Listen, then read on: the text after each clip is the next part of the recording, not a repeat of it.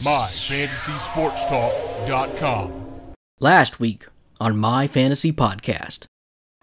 My little cape going on, you know. Oh my God. Wow. We got to deal with that today. Getting ready. I quit. Getting ready. Where's what is going on? In the superhero spirit. Yeah.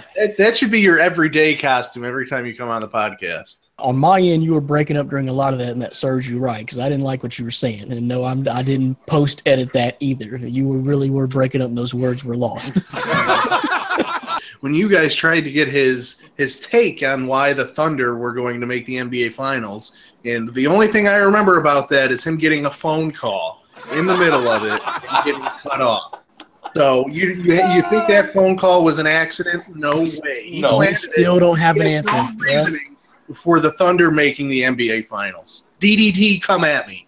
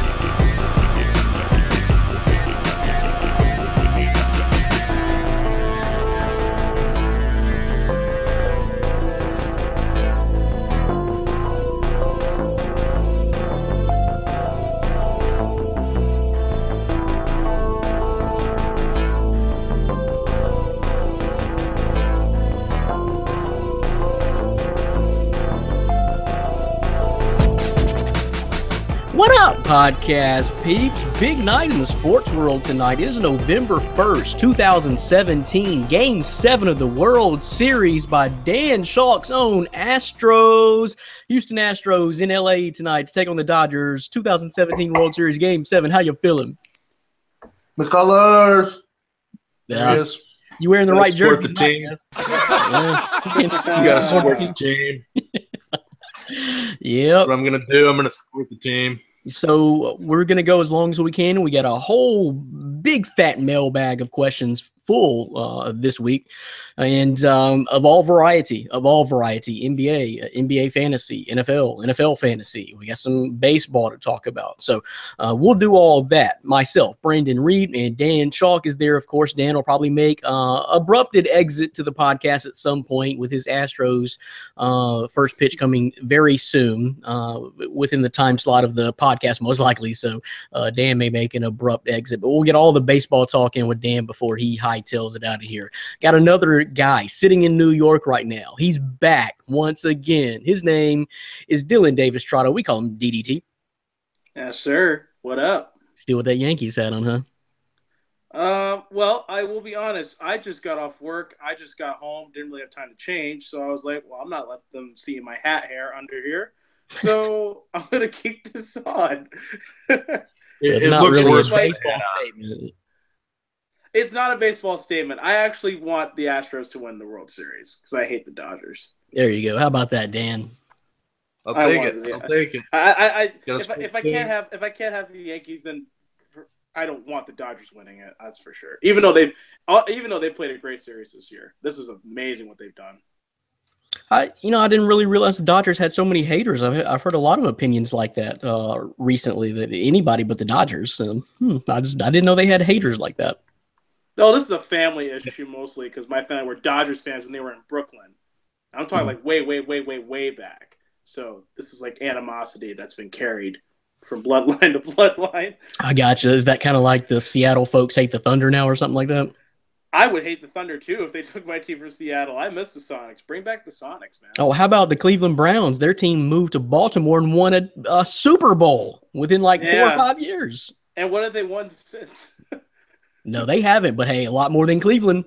A lot more than Cleveland have. But Cleveland got their team back. That's the key thing. Cleveland got their team back. They deserve a team. We talked about this, I think, last week or the week before on the podcast that I think Seattle deserves a basketball team again. And they should be at the front of the list for expansion or relocation. But yeah, a whole lot to talk about. World Series tonight. NBA season well underway. We got some surprises at the top. I was talking to DDT a little bit earlier tonight, Dan, but you realize what's going on. I know you got blinders on. You're focused on this World Series game, but we got a preview of the NBA Finals on tonight. Orlando Magic at the Memphis Grizzlies. Oh, God. I mean, you had me with Magic. But if your Grizzlies can't even beat the Hornets, that's all I'm gonna say. I'll leave it at that. The Hornets did the talking on the court, and the Grizzlies were left purring at the end of the night. Well, we'll get into this a little bit later because the Magic do kind of tie into a question we're going to read live on air and talk about it. So I didn't see the Grizzlies in that. So for my man Nick Pertins, I'll bring up the Grizzlies right here on the podcast from the get-go. First 2-3 minutes, we're going to talk Grizzlies. But hey, no, Tyreek looks good. No, we didn't get our power forward. JaMychal Green's not healthy yet. Ben McLemore will make a difference. He was just assigned to the Memphis Hustle, the D-League team, for a rehabilitation stint, so to speak. But hey, I like it. I like the Memphis Grizzlies. They're not going to shoot worse than they shot against your Charlotte Hornets the other night, Dan. That was just a bad night. I watched the game. I blame a little bit of it on Marc Gasol. He was being a little bit too unselfish, passing on some shots he should have taken over and kicking out. And I think we were just, a lot of those misses were rush shots because we were too unselfish, to be honest with you. But we're still working on a lot of pieces like Tyreke Evans. Told y'all he's going to be big time. But so we got that going on. A lot of other NBA going on. DDT said he's been keeping up with a lot of NBA as of late. Yeah, keeping up on everything. I'm more than shocked at what the Magic are doing this year.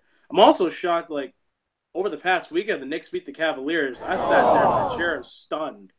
Something's up with the Cavs. They're off that slow start, right? I think it's just the early season because, and that's why I said in the last podcast I was in, no season can be determined in the first few months. I don't really believe the season starts until like late December, early January, when teams kind of have made their beginning trades and stuff like that, and they've kind of moved players around. Chemistry is built. And then once the trade deadline's over, then the season is like, now you start watching it more closely. And if y'all remember, I think I brought this up a couple of weeks ago, that when LeBron first formed the Big Three in Miami, that first year was at 2010, I don't remember.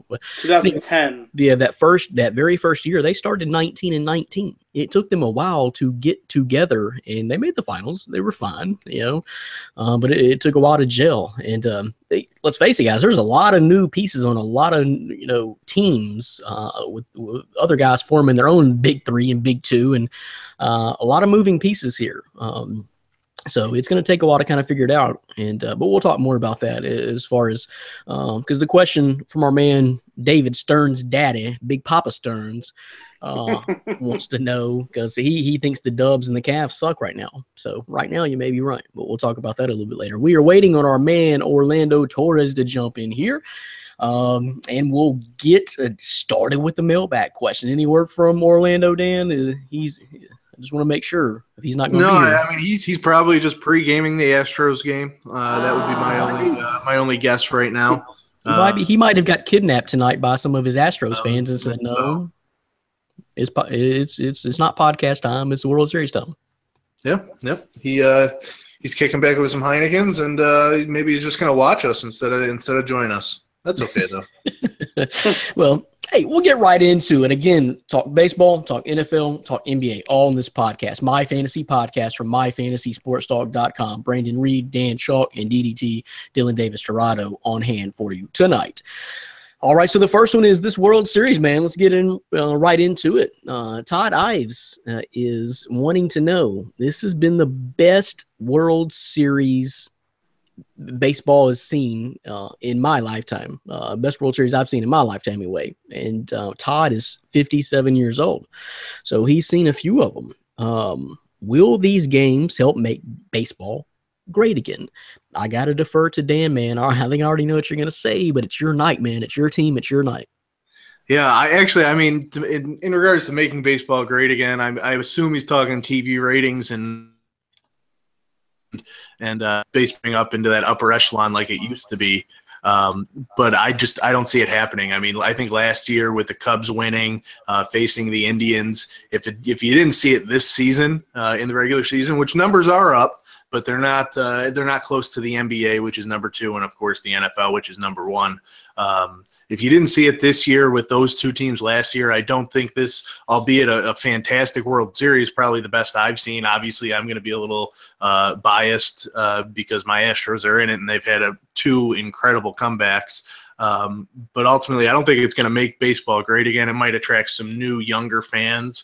But ultimately, I still see baseball being that kind of third wheel to the NBA and NFL for the time being. I mean, I think we all know the NFL is kind of at its peak right now, and we're already seeing it start to drop. So 10 to 20 years from now, if the NFL is still even around, which, some people question, maybe baseball can take that jump up, but I don't see it replacing either of those two sports leagues ahead of it.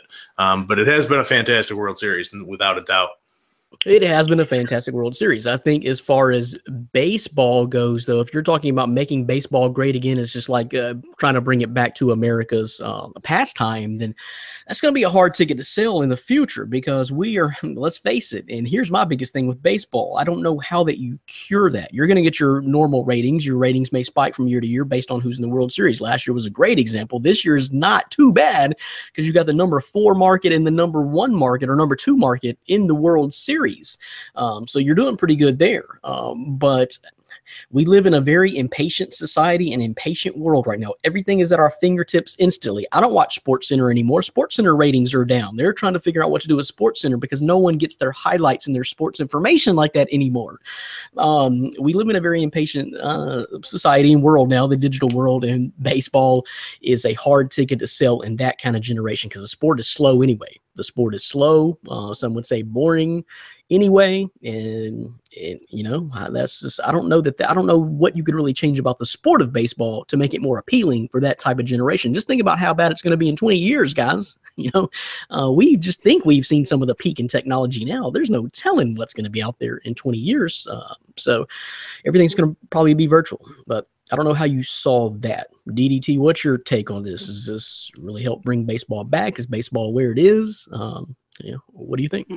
I think, well, when I first read the question, I thought of it more from like the actual play of the game. Because the past couple of seasons, there have been heavy complaints about the length of time it takes for a game to finish. And I went to a Yankees game earlier this year on July 4th against the Blue Jays. And for the first few innings, it was great. You got through 1 through 4, pretty relative ease.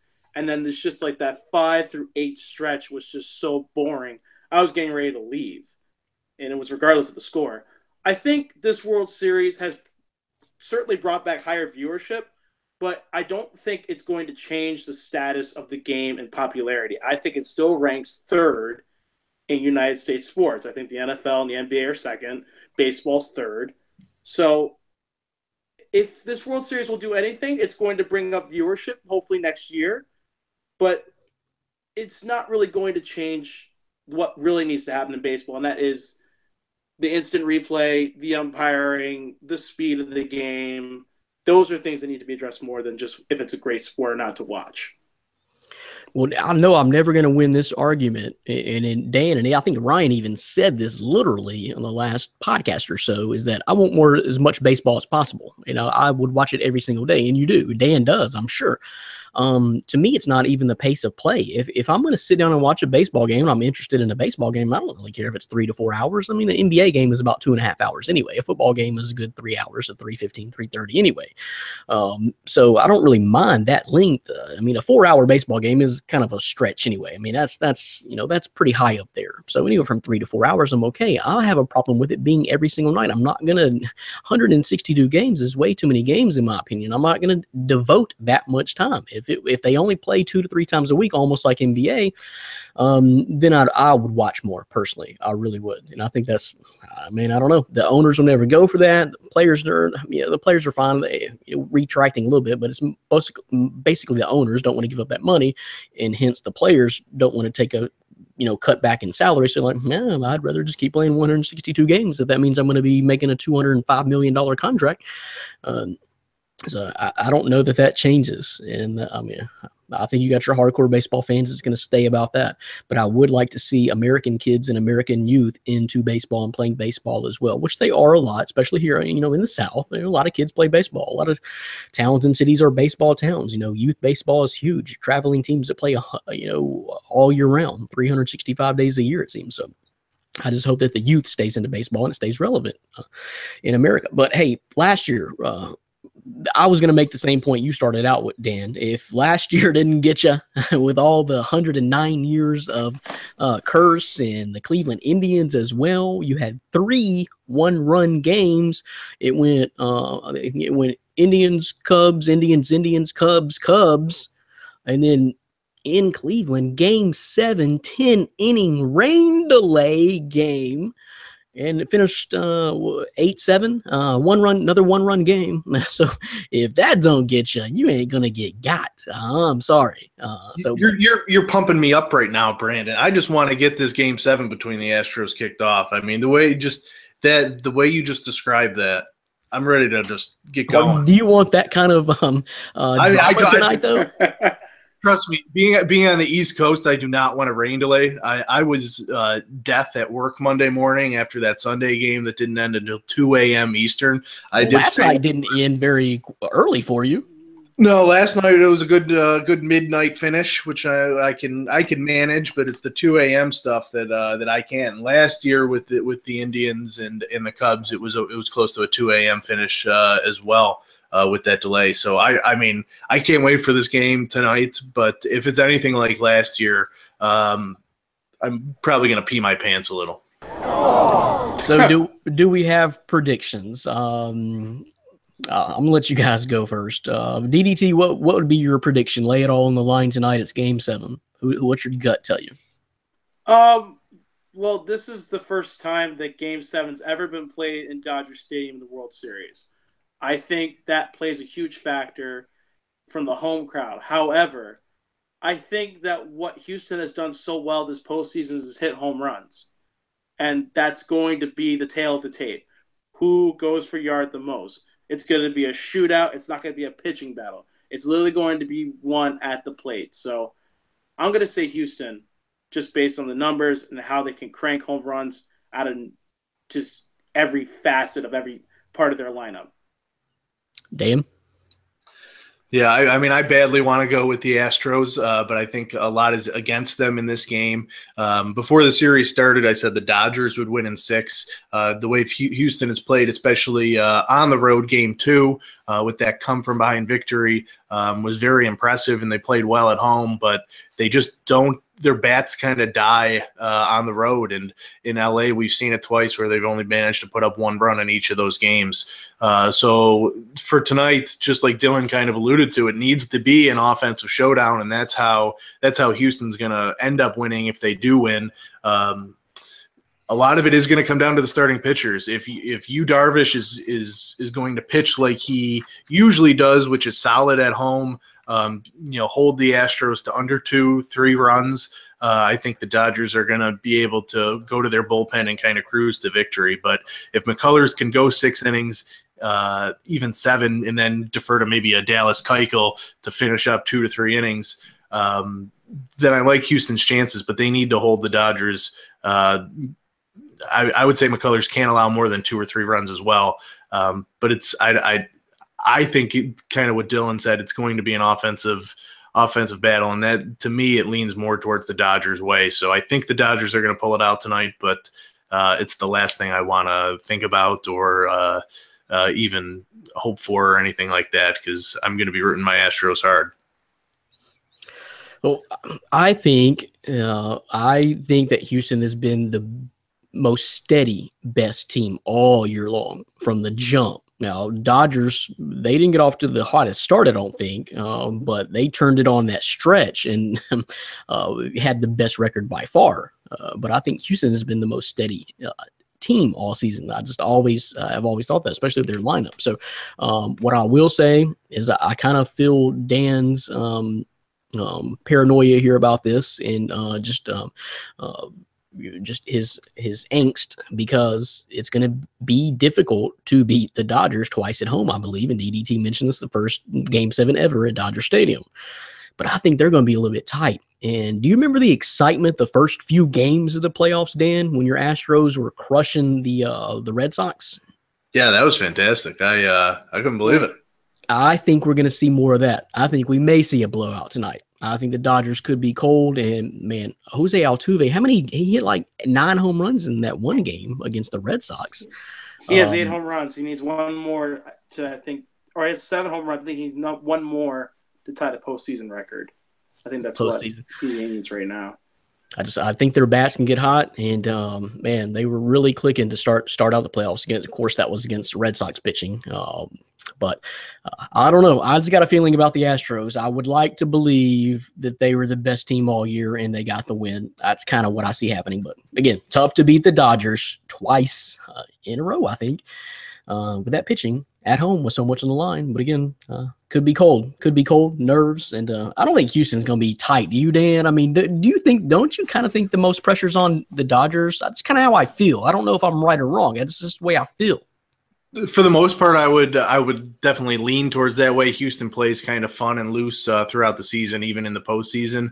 But the fact that the Astros had a 3-2 lead in the series with their ace Justin Verlander on the mound,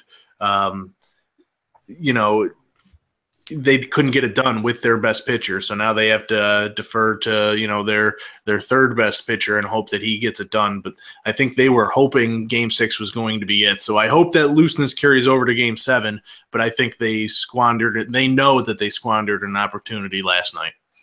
So let it go. It's over. You think you already blew it now, so just go out there and play loose. I don't know. It's going to be interesting. First pitch is at what time, Dan? 8:20 Eastern time? 8:20 Eastern, first pitch. All right. So there you go, folks. There you go, Todd Ives. Ives or Eves. Sorry if I mispronounced it. One of those is probably correct. So, Todd, appreciate it. That's the World Series. Don't know if this is saving baseball. Like I said, if last year didn't get you, I'm not sure you're going to get got. I'll tell you what. Let's talk a little NBA next. I don't know if Orlando's going to join us or not, but we're going to talk NBA coming up next. You're listening to and watching My Fantasy Podcast from MyFantasySportsTalk.com. You're probably doing it on YouTube. You might be doing it on our website, MyFantasySportsTalk.com. You might be even doing it on Facebook Live. I think Facebook Live was a pretty big success for us, or not live, but posting it straight to Facebook last week, Dan. Yeah. I mean, we have a lot of viewers on our Facebook page, so if you haven't liked it, definitely check it out. But yeah, it was definitely a popular event last week, and it's only going to continue moving forward. So you could be doing that. You could be watching on YouTube. You might even find a link on Twitter. You could listen every Friday night Friday afternoon from 3 to 5 Eastern time on WBLZ Sports. So you pick. It doesn't matter as long as you pick one of them. So Brandon Reed, Dan Shaw, DDT, Dylan Davis Tirado is here waiting on Orlando Torres. If he can join, he might be having some difficulties. He might have got caught up somewhere, but we'll try to squeeze him in here. We're getting into the NBA talk now. So we got a question that we alluded to earlier. This will be interesting, from David Stern's daddy. This is Big Papa Stearns here. David Stearns Sr., he's the one. NBA season has been odd to start, to say the least. I agree with you there.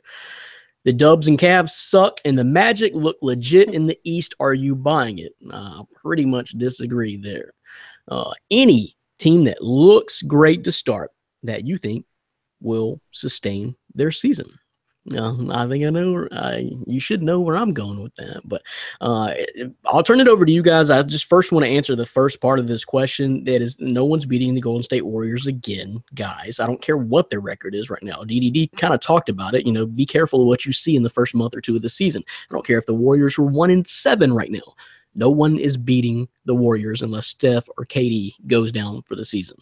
That's just it. And I believe wholeheartedly that Cleveland will bounce back too once they get the chemistry going. LeBron does it every year. And another thing to add to that point is that Golden State already said they're not chasing records anymore, guys. They've tried that before. they're going to be cruising through this regular season in anticipation of a postseason and getting another championship. There's no need in getting the records. The year they got the record, they didn't win the championship. The trade-off is not significant enough for that. So they're not trying to beat you down every single night anymore, and even admitted so before the season started. So be careful there. I'd say Golden State. No one's beating Golden State. And I think Cleveland survives in the East. DDT, what you think? Yeah, like I said earlier, there's no reason to panic and there's no reason to make a bold prediction. What we do in the beginning of the year is just simply based on the roster talent that we see from the outset. But you have to think further along and think, like I said, after the trade deadline into January, into February. That's where the season really, truly begins because teams are more set in their rosters, their lineups, and their chemistry. So right now, the Warriors, quote-unquote, suck. The Cavaliers, quote-unquote, suck. But when it comes to the postseason, you won't be saying that. No, it's just like I mentioned before, that year Miami first came together. They were not doing too well at all, halfway through the season. So just give it time. Dan, what's your take on anyway? Top dogs. Do you really think this is a sign that the Warriors and the Cavs are just got finals hangover and they won't even make it, or is it just pump the brakes? Yeah, no, I agree with basically everything you guys just said. It's a little bit early. There's always those issues, so no need to fret. I think every week we've kind of gotten a question on the podcast asking, ever since the NBA season started, asking about the top teams not doing as well. So I think people are in this day and age are a week to week. They look at it every game as a failure if your team loses. So definitely a little early. Calm down. Nobody, like you said, Brandon, nobody's beating the Warriors, and it's not close, including the Oklahoma City Thunder. Put you in a tough little pickle there, DDT, doesn't it? Uh, Are you going to finally address the answer to the question? He's Yeah, getting a you phone know call. what? He's getting a phone call. No, I'm not getting a phone call. So, Oh. yeah, we can go right into this right now. I have no problem going into this. So this is where my head is at. You can disagree with me because you obviously will. I don't think of I'm not looking at the roster of the Thunder from just the names they have. I'm looking at the team from how they could use it. And the way I would use it, and this is why I think they can win the championship in this way, is that Carmelo Anthony, Russell Westbrook, Paul George cannot all be on the court at the same time effectively. There are times where they can, when the game is on the line and moments like that. Going back a few games, Carmelo Anthony hit what was thought to be a game-winning three-pointer in a great play that was set up just in the last seconds. I don't know who the team was that beat them. I can't remember who they were facing. But they came back and scored a crazy shot to end the game. It was awesome. But what I'm saying is, I think the best way to run this team is to have Westbrook and Paul George on the floor to start, because I think they do great together, but have Carmelo Anthony come in with the second unit and let him be a threat where it pulls the defense toward him and allows other players the Thunder have to get open and to get more points, more confidence in their shots and everything else like that in their gameplay. I think if the Thunder play like that, they can win a title because there's talent on that team you cannot dismiss. Well, they're 4-3 right now. But guys, okay, just I'm sorry, I lost my place. Okay, just in the West alone, Timberwolves, Jazz, Spurs, Trailblazers, Thunder, they're all 4-3. Then we got a logjam of 3 and 4 teams: Pelicans, Lakers, Nuggets, and the Phoenix Suns. We have no winless teams in the NBA. Everyone has a win. You guys want to guess? Oh, you may know if you're keeping up with the standings daily, but who is the worst team in the NBA right now? Bulls. You're close. They just hadn't played enough game to officially take that crown yet. In the East, I'm actually going to take a shot. I think the Knicks have won 3 straight, but I don't think it's them. I want to say, is it the Nets, possibly? No. Not even close? No, Wow. Your Knicks are fine at 3-3. That's the best they've done in a while. The Brooklyn Nets are 3-5. In the East, the very last place team, the Chicago Bulls are not doing good. No, they're 1-4. But the Atlanta Hawks are 1-6. Wow. Yeah. Sacramento is 1-6. They're very young. I feel sorry for Sacramento fans this year, but the future. Don't worry about them. They need time. They need time. future should be bright. But the very worst team in the NBA is the Dallas Mavericks at 1-7. Not a huge surprise to me. Not to be the very worst. I don't know that you're fighting a lot there, even to be worse than Sacramento currently by a game. Surely that won't last. But it's not a big surprise to me. They don't really have much punching power, which is why I predicted Dennis Smith Jr. to win Rookie of the Year, because I just think he's eventually going to get free reign to do whatever he wants to. But what do we think about the Magic, guys, to answer the second part of the question? DDT? I refer to Dan on this one because I just feel like. Oh, I know what Dan's going to say. Dan's going to say Charlotte Hornets. I know, and that's why I'm just saying I'm actually going to agree with him. So Magic look legit in the East. Are you buying it? Or any other team that looks great to start you think will sustain their success? So Dan's answer probably to both of those is no, the Charlotte Hornets.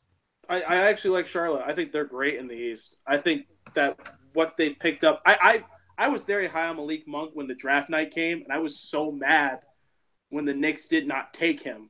And it took. Hey, it's been a rocky start, though. You know, he grew up and was born and raised about 30, 45 miles from where I'm at currently, Lepanto, Arkansas.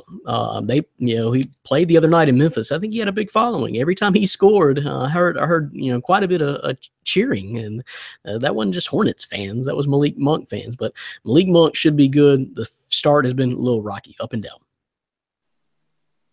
And I give it time. Like we've been saying throughout this entire segment, there's no reason to doubt any player that in their current state. You don't know when people are going to start taking off. Everyone's down. Like, for example, let's go to the most probably talked about rookie in the NBA, Lonzo Ball. Everybody's down on him, but I've watched his games really closely because I'm really high on him this year. And I've noticed that he's slowly starting to, come into his time where he's a more pass-first player, but people criticize him for not scoring points more. Give it time. He's a rookie. He doesn't have much time to really score the ball when he doesn't really have a top shooting guard or a top player next to him that can score 25 to 30 a game. It's just these things take time. Malik Monk, things take time. All these teams, these things good. take time. There's a lot of good rookies this year. There really is. I happen to snag the rookie draft class is excellent. Alonzo Ball on my fantasy team, of course. Alonzo Ball that you mentioned, and De'Aaron Fox has been doing pretty good too. Also snagged up Donovan Mitchell, who I think is going to be up and down. Could have big games, could have 6 and 7 pointers. But Dan, what you think about the Magic?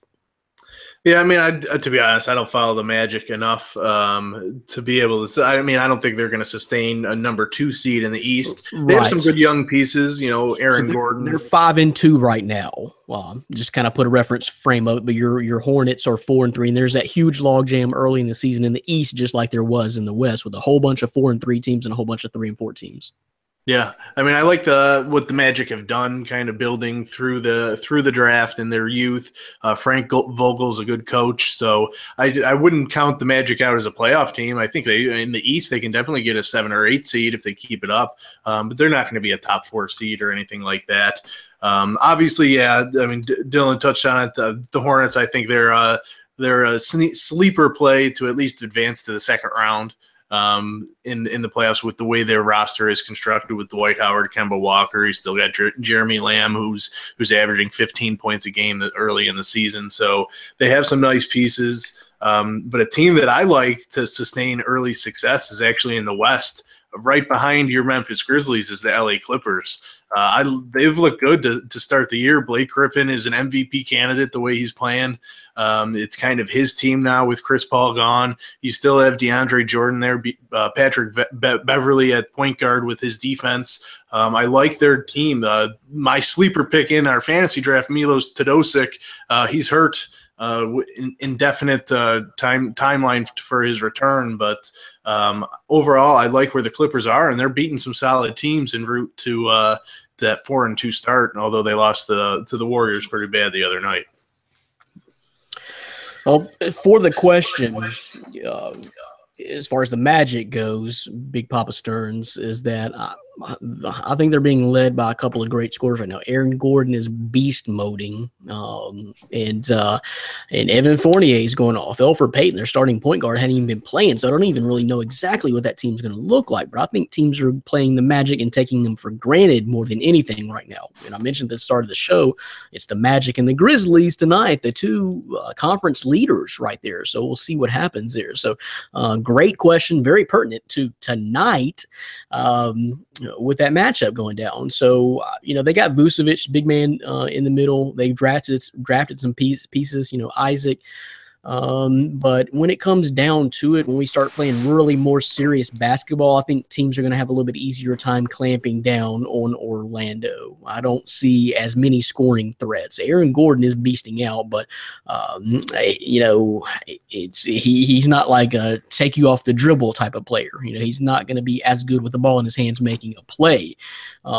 He's just one of those reckless bodies, rim crasher.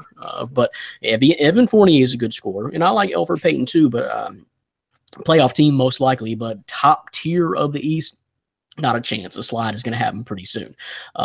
That other question, that surprise team, no surprise for me, is going to be the Memphis Grizzlies. No, they're not going to finish at the top. Told you guys the Warriors are going to dominate. Houston's going to be right there. The Clippers might be, which would be a huge surprise to me as well. But the Grizzlies are going to continue to play great team basketball. They're much better than last year. Told you guys that they're building for today's NBA instead of the 1984 NBA. We no more grit and grind. We're taking threes now. That was the part of the reason we lost to Dan Charlotte Hornets the other night, because we took 35 of them and only defense. 8 or 9. So that's a little bit much, but we got some three-point shooters. We're opening up the offense. You got Mike Conley, you got Marc Gasol. Tyreek Evans has been beasting. JaMychal Green hadn't hit the floor yet. Ben McLemore, like I said, is going to be a sign to the Memphis Hustle. Grizzlies will be around there. They're going to take some folks by surprise, because I noticed half of our writers, Dan, they didn't even pick them to make the playoffs. I think more than half. I think maybe me and you were the only one to pick the Grizzlies to make the playoffs. Yeah, I mean, they're definitely better than the Oklahoma City Thunder. Thunder, by the way, it is early, but they're way down in those standings, as you heard. And as you may know, but still so early. Let's see. The Thunder beat the crap out of somebody last night, though, didn't they? Who'd they play? Was it Milwaukee, I believe, wasn't it? Milwaukee, I think it was. I was watching a little bit of that game. Giannis Antetokounmpo, guys. God, I'm glad he's my fantasy hero. That dude is the future of the NBA. I think he's averaging like 36 points per game. He's just a freak, man. He's the new LeBron when LeBron sails on the road. Careful. No, I'm not careful. Nope. No even hesitation at all. No, careful. No hesitation at all. That dude is a Greek freak. That's exactly what I'm afraid of. Don't put him in that ticket. I think he can be something of his own. Like you're right. I just, and don't get me wrong. Like it based on talent level at his age, comparing him to probably LeBron's stats, he's probably doing better than LeBron does in his age. So I guess the biggest barometer to me, guys, is if, say starting next year, starting in 2018, you're building a franchise for 5 to 6 years. You got one player to take, number one. Who's it going to be? Oh, him, Giannis Antetokounmpo. Dan would probably say maybe Karl Anthony Towns or Anthony Davis. He might go big man route. There's an argument there, I guess. Youth. I think it's Antetokounmpo. That dude, he is seriously Greek. He's just, you look at it, he's got the body. He's like, that's a tough handle on the basketball. He plays all 5 positions too. He does. He can play all 5 positions. And ironically, he's slated as a small forward mostly and a power forward. But you've seen this kid play point. He's got handles I've never seen. He started coming up as a point guard.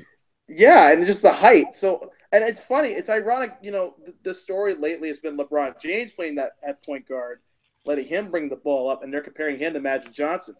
I don't think they're giving Giannis enough credit here. He has got speed, precision, and handling with that ball and can really pick out players. He really knows how to not only dominate with the ball as a point guard, but to be also an assist maker. So, well, and he's a tough guard physically for anybody under small forward. Just physically a tough guard. You see, 7 feet tall. Yeah, I mean, guys like your Elfrid Payton. When Elfrid Payton comes back, he can't go. He can't handle Giannis Antetokounmpo. Kyrie can't handle Giannis Antetokounmpo. None of those guys can. So yeah, he's the future, I believe. So great NBA talk, Big Papa Stearns. Appreciate it. Dubs, Cavs, 3-peat is what I say. We'll see what happens. All right, so let's move on. I guess Orlando may not be with us. He may be having technical difficulty. He would have joined us by now. So if he's listening, join if you can. Sorry you're missing the podcast so far. It's been fun. World Series Game 7. He may have got kidnapped by his friends, but in San Antonio. It's a good night to get kidnapped. Sure. Sure. Okay. So let's move on. It's all, yeah. It's night after Halloween, I guess, right? So. Oh, goodness gracious. I can't stand Halloween. Why not? I hate it. I could never get a costume in time to interact. I literally tried to get a Ghostbusters costume, but it didn't fit, and I was so hyped for it. But I should have been more calm. But I never can pull off Halloween. Like, it's like, and then when I dress up as somebody that no one knows, and it's legit how I throw it together, perfectly accurate. It's just like, this is why I go to Comic-Cons. Like, everyone knows who you are. See, that's the problem I would have. I wouldn't know who 80% of. I mean, I noticed a few kids last night, but some were wearing, very popular generic costumes, but a lot of them I had no idea. But I think a lot of people may just make theirs up. They don't know that I should know. I was gonna go with Porzingis, but I'm not 7'3", so. Oh man! So let's jump back into NFL next. You're listening to and watching My Fantasy Podcast, myfantasysportstalk.com. Thanks for joining us, Brandon Reed, Dan Shaw, DDT. Game 7 of the World Series tonight. Houston Astros, LA Dodgers. Getting nervous, Dan? Yes, I'm terrified. Terrified.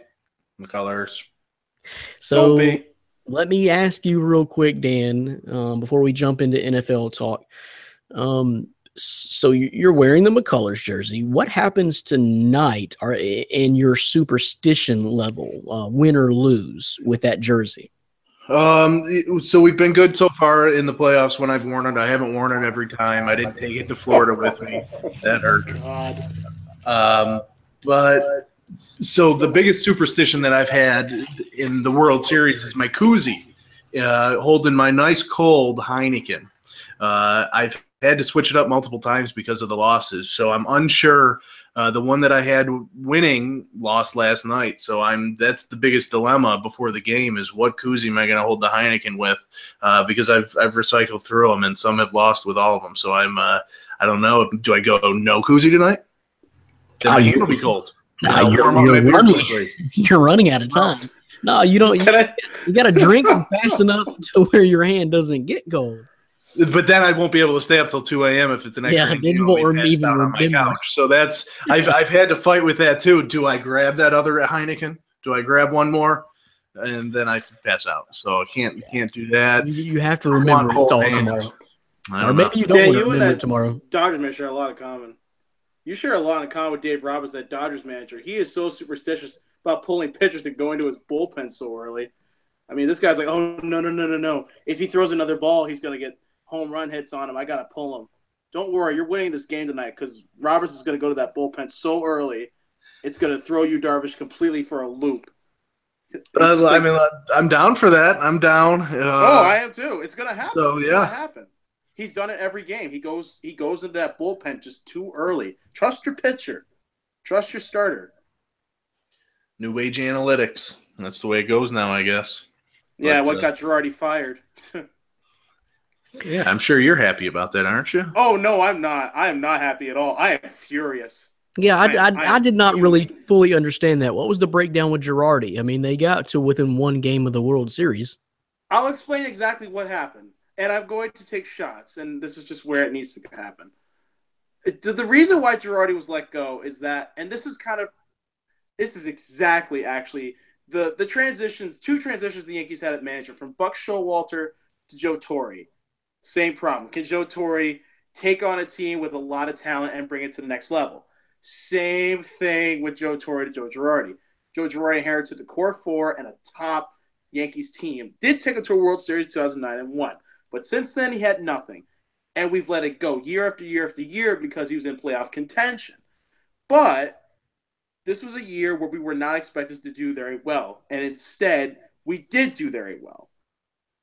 And the shock value of that, I think, affected really where Joe Girardi could take this team now. I don't think Brian Cashman could see him really taking this team all the way to the top. And I think it's premature because I don't think there's currently a manager in baseball available that's better than Joe Girardi. They're not getting Don Mattingly. That's what I always say. Ridiculous. Even when in college, whatever, when you get ready to fire your coach, like half the SEC wants to do right now, you better be careful who you're going to get. And it just so happens in college football right now, there is some big names out there available, but you just got a lot of big names. They're going to get someone young. I think they're going to get a very younger manager to lead this team. They need someone who they can relate to. We way overblow and just are too quick to fire coaches and managers these days. I mean, it's hard. Only one team wins a championship in every single league, no matter what sport you play. It's not easy to do. And I don't know. We're too quick these days. I don't know what the expectations are. Expectations should not be to win a championship every single year because it's hard to do regardless of the sport. If you got a guy who's pretty steady and getting you to the hump, just like John Calipari. If John Calipari doesn't win another championship at Kentucky in the next 2 years, people are going to be demanding he's going to be fired. What? He's getting to the Final Four every single year. You better let that be good enough. Okay. They better fire Jim Boeheim from Syracuse then while they're at it. He's not even there anymore, is he? No, Jim Boeheim's still here. He is still there. He's still coaching Syracuse. It's funny with Boeheim and Calipari. Calipari gets so much NBA talk, and my answer to that is why would he ever leave Kentucky? He's got a better chance of winning championships in the college level than I think the NBA level. He's tasted that. Okay, so we just went all over the damn place. We just went from baseball to college basketball. But let's jump back in. Coaches. That's the thing. Yeah, that's it. That was just be careful. Be careful what you ask for. Stop it. Yeah, sometimes it doesn't make sense. Hey, it's the players on the court or field that make the plays. You can't blame coaches for that. Yeah, the coaches can be blamed for things here and there, but come on now. You got to have the players playing.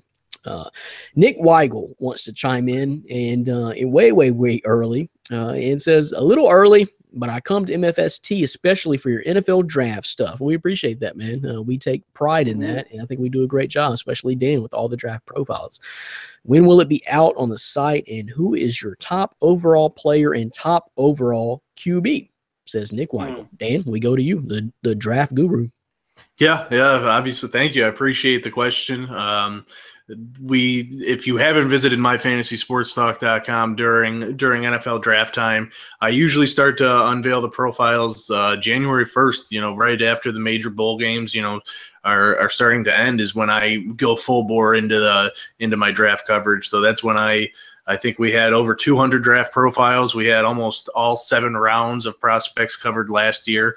Not only that, you need to keep us tuned in on your phone or iPad or something on draft night. Exactly. Yeah. I mean, our draft show was a huge success on draft night, and you kind of learn about the prospects through my profile. So it's something that I love to do. So I think you're going to start to see them in January is when I'm going to start to unveil them. I've brought out a couple scouting reports from some top prospects games earlier this season, more specifically Josh Allen of Wyoming. That's a quarterback I've been watching a lot. So to answer your one question, he is my number one quarterback.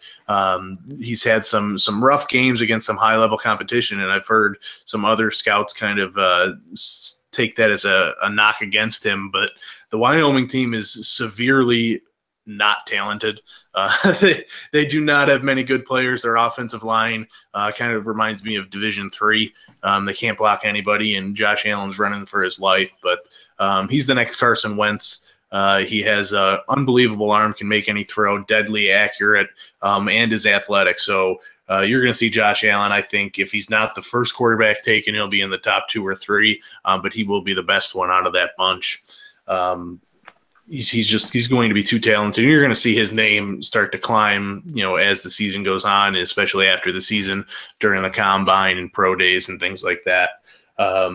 Overall player, besides a quarterback, you have to go right to Penn State and Saquon Barkley, the running back. He's disgusting. He's better than Ezekiel Elliott, to be honest with you. He's faster. He's more powerful. He's more agile. He's a better receiver. He's a better returner. Blocking, I think I might give it to Zeke, but it's going to be a second coming of Ezekiel Elliott, basically, when Saquon Barkley comes out to the draft, because he's that talented. I don't know if he'll go first overall, but he would warrant the selection of no matter who the team is that's drafting there. So here's the thing, Dan, and I'll pitch it back to you for a second. Saquon Barkley is number one from a lot of the projection boards that I've seen, and he's right up there. Definitely top running back. And it just depends on, I guess, team needs as far as whether or not he's going to go one or not. But so I was looking at one of the writers from CBS Sports today, and this is the thing. It depends on who you ask, because it could be all over the place right now, halfway through the college season, or a little bit over halfway through the college football season. This guy had Mason Rudolph from Oklahoma State, number one overall. And I'm sorry, they're having a great season, but in a lot of other boards, I don't even see him in the top 10, 15. Not to call out this writer, but it was Chris DePrasso from CBS Sports. So, but what do you think about that, Dan? How have you seen him play yet? Yeah, I mean, I've watched Mason Rudolph live. I've watched a few of his games. He's definitely impressive. What scares me a little bit is that system. You don't really know how that system's going to translate to the NFL. The last quarterback to do so was Brandon Weeden, and we kind of know how that turned out. Rudolph's a lot more athletic and a lot better, honestly, a better quarterback. But I would have to really study his tape. We'll find out a lot more this week when they have to play Oklahoma. Yeah, the Bedlam battle, yeah. So right now that seems a little bit high for him. In preseason, now he's shot up because Oklahoma State's playing his play this early this season. But in my preseason rankings, which I brought out on the site, he wasn't in my top 5 quarterbacks. So he was definitely lower than that. Now that might change, and I will have to look at the tape. But number 1 overall player, definitely not. Number 1 overall quarterback, I'm still going to go Josh Allen. So what do you feel now about Darnold and Rosen? Rosen was peaking at the top of a lot of folks' board until he played my Memphis Tigers, then didn't look so good against a so-so defense. So he slipped a little bit. But those were the 2 guys really probably heading into the season with Sam Darnold and Josh Rosen. As far as quarterback goes, you think they have slipped a little bit. You like Josh Allen better. Yeah, well, I mean, I've even in the preseason, Allen's was my number 1 quarterback. I'm not sold on Rosen at all. I had him as actually a bust in my preseason rankings. I think he will be a future NFL bust. Not very high on him at all. Darnold, there's a lot of talk about him staying at USC and not declaring for the draft, especially if Cleveland wins that number 1 overall pick. I mean, you might see him just decide to stay in school. Honestly, it wouldn't shock me. So there's a lot of talk about that. So we might not see him until 2019, but he's still up there for me. I mean, he's had actually a downward season, but the way what I would tell Darnold if I was his advisor, look at Matt Barkley, look at Matt Leinart, what they did. They stayed in school, and Barkley fell to the 3rd or 4th round. Leinart outside the top 10, and his career was disastrous. So I would come out if I was Darnold. There's nothing really left to prove in college unless you're dead set on winning a championship at USC. Probably isn't going to be doing that. So I would come out, but he might stay. DDT, what you think about looking ahead of the draft? Who's going to be top dogs, and who would you think is the top quarterback right now? Well, the NFL draft is not really my expertise, and honestly, since I've been working with myfantasysportstalk.com, I've leaned on Dan for a lot of my draft stuff. So, but one thing I will say this, Allen is going to be absolutely phenomenal no matter what team he goes to. Even if it's the Cleveland Browns. I think he's the top quarterback coming into the year. He's playing for the Cleveland Browns of the FBS right now. He's going to play for either the San Francisco 49ers or the Cleveland Browns. So granted, Garoppolo just went to the 49ers, so they may be using him next year. Yep, And there is also a possibility, like as the time of the draft comes up, best overall players and stuff like that. It's just not my forte. But I just got to say, if there's one person I've noticed in college football, it's Allen. It's him, and I think he's actually the best college football player right now because he can do anything, even with the fact that he cannot stay in the pocket because his offensive line crumbles around him. It's what he can do outside of that, how he can be mobile, how he's got the accuracy and the arm. And yeah, Carson Wentz is a great comparison. So I would take him overall as a top guy. And when the draft comes up, we're going to see what happens. You never know. So, Dan, to answer the last little part of that question, I'm not sure if you did, but again, just when to start expecting NFL draft coverage from us. Yeah, the full profiles will be going out in January. I applied for credentials to the Senior Bowl in Alabama in Mobile, so we'll see if I'll be live down there.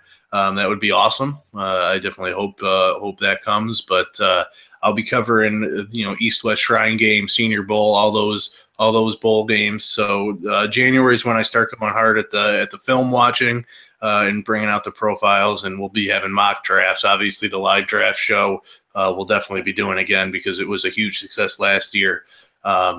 So there's going to be plenty of draft coverage as 2018 kicks off. So there you go, Nick Weigel. Hope we answered a lot of that for you. It's still so early to tell, but the only thing for certain I know is what Dan just said about the draft coverage. It will be there. It will be there soon, and we'll find out how the rest of the season goes down. Again, as far as that, there's a lot of huge games this week going on, guys, with Oklahoma State and Oklahoma, which we should find out more about. Mason Rudolph this week. South Carolina plays Georgia. In my conference, American Athletic Conference, SMU plays South Florida. South Florida or Central Florida? I'm sorry, one of them. They're both ranked. I think it's Central Florida. They're both good. It doesn't really matter. They've been highlighted for some reason. I think that's the team you're thinking of. Yeah, Memphis still has to play SMU, so I'm anxious to see what their high-powered offense can do against a really good team.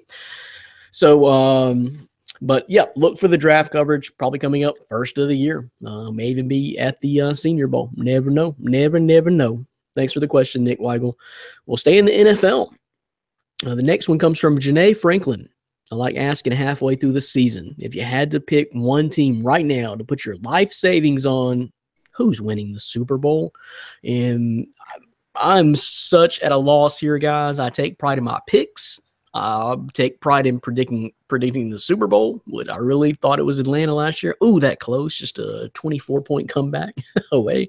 But right now, I do not have a clue. If you're putting my feet to the fire right now and I have to pick one team, can I just say they're probably going to come out of the state of Pennsylvania? That's my best guess right now. Seriously. No confidence in the Patriots. Patriots defense is horrible. It's not getting any better. The Chiefs always fall off at the end of the year. The Falcons look like garbage. Aaron Rodgers went down for Green Bay. I don't know. I think it will come out of the state of Pennsylvania with the Steelers looking tough and the Philadelphia Eagles looking really good right now. If I had to guess, Dan, what do you think? There's only one answer, and it's the New England Patriots. I don't care about their defense being bad. They're going to get it together. I mean, they have the players to be able to do so, and you say it hasn't gotten better. It actually kind of has over the last few weeks. Come on. Yeah, it kind of has. It has, yeah.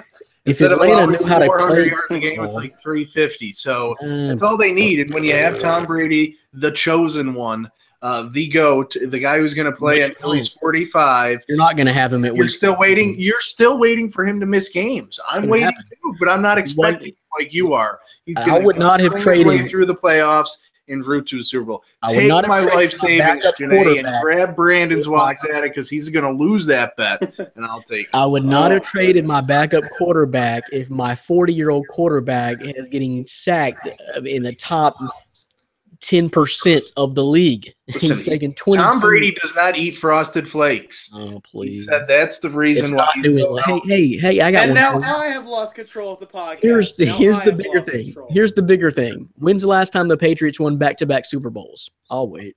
Oh, sorry. Every other year. What a shame of all the 5 or 6 that they've had in the Not what they last do. decade. Okay. Not what they do. Wow. Not what they do. what they And it ain't happening this Fired. year. They're not that good. They're probably the most overrated, worst 6-2 team I have seen. Yes. They got Tom Brady. Wow. They got Tom Brady, Wow. Bill Belichick, and Rob Gronkowski. That is it. That's all you need. Wow. All you need is Bill Belichick. He can. He'll take Brian Hoyer to a Super Bowl. The real teams are putting them in Oh, their goodness. place. Kansas City, they don't want none of Kansas City in the playoffs, especially not in Kansas City in January. No, it's not the Patriots. DDT, what do you think? let's let you slide. Man. All right, let me slide in here. I obviously I have hesitation with the initial pick I had. I thought it was going to be a rematch of last year's Super Bowl. Don't say the Falcons Jets. I know the Jets ain't out of it, but don't say the Jets. No, I'm not going to say the Jets. I was going to say someone 10 times worse. And I can't. Bills. No, not the Bills. I don't like the Patriots to go all the way, but they are a team you don't sleep on, no matter what their record is, and it's not because of their coach Bill Belichick. That's not the reason I'm going here. That's not a good enough reason for me. I think, and oh my gosh, he's arrived. He's here, Orlando. Orlando, what's going on, dude? You're late. You just Hey, missed how's the it best going? part of the podcast. Dan, We're about to pick the Super Bowl Dan and winners. Brandon Thanks for just joining touched us. gloves like Mayweather and McGregor in round 10, and just win at it. All right, let me finish. Now you're sideways. Okay, go ahead, DDT. We'll get to Orlando. Okay, let me finish up. What I want to say about the Patriots are the team I would put. What life savings? I don't have any life savings. My God.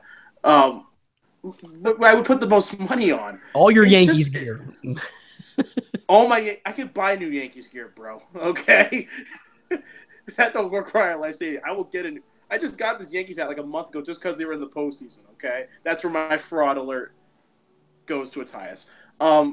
I think the Patriots are the best team to get to the Super Bowl and get there. I don't know about the Falcons. I don't think they have enough to get there. But the Patriots, when they get to the postseason, you don't shut your eyes on them. Tom Brady and Rob Gronkowski and Bill Belichick are not the reason for it. It's what that team does as a whole when Bill Belichick calls them all together and gets their players in the right position. He is absolutely phenomenal as a coach, and he knows how to get that team itself to gel in the right way. The Patriots are one of the best teams in the NFL for a reason, no matter what their record says. Tom Brady is the absolute GOAT. He knows how to make that team better. He knows how to get everybody on that team, on that offense going. So Brandon Cooks is someone to look out for. When he gets going, those running backs, everyone will play their part. In the case of the NFC, the Eagles. Okay, It's well, the Eagles. all right, Stop talking about anybody else. It's the Eagles. Eagles are trash. Okay, No, so they're not. And now I will touch gloves with you on that one. You are absolutely incorrect. who would you give the favor to win it all, though? Between the Patriots and the Eagles, I would say the Patriots. I'm not stupid. Okay. Orlando, welcome to the podcast. How's it going? Great. So late to the party. Yeah, you were kind of late to the party. What are you doing? Hey, I'm so late, but I showed up, so I apologize. Tardy. So this is what we're talking about right now. Janae Franklin wants to know halfway through the season who's going to win the Super Bowl if we had to bet our life savings. So that's where we are. We've answered. Orlando, it's your turn. How deep your pockets? Oh, man. See, that's something I would probably die because I don't know who I feel good about picking right now. I'm going to go ahead and pick the team that I've been high on, and I'm going to stick with the Chiefs. I know it's too early, but I'm going to go ahead and say them. I kind of liked what I've seen from them. I do like the Patriots as well, but I think I'm going to say the Chiefs. It's not a bad pick. I mean, they've been pretty solid, hit a little skid lately, and I think it's there. They just might have to catch some breaks and not pull the Chiefs in the postseason. And I'm not saying the Patriots won't be there. They'll be there, but they ain't winning the Super Bowl. They're not that good this year. They're just not that good. That defense is not good. I don't care. Don't course, sleep because- on them. Man, they're not going to Brady's not sleep playing on all them. 16, right?